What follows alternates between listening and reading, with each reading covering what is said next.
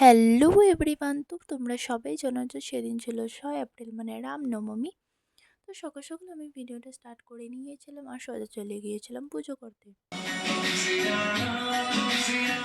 পুজো করার পরে মা বলছিল যে ভাইকে স্কুল থেকে নিয়ে আসার টাইম হয়ে গিয়েছে, তো সোজা আমি স্কুটিটা বের করে চলে গিয়েছিলাম ভাইকে স্কুল থেকে নিয়ে আসতে।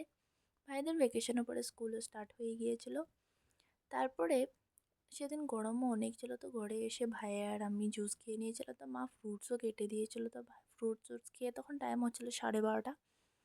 তারপরে আমার মনে পড়লো যে আমার অ্যাসাইনমেন্ট লিখার বাকি আছে। তারপরে অ্যাসাইনমেন্টটা লিখে নিয়েছি।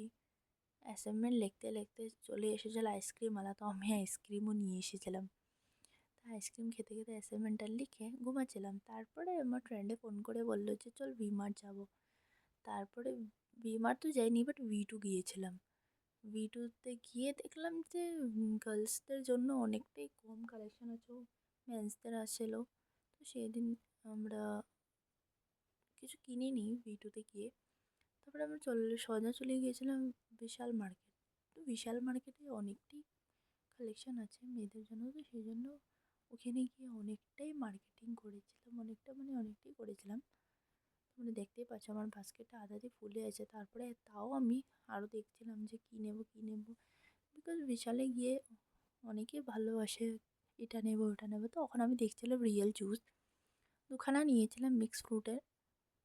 Thank you.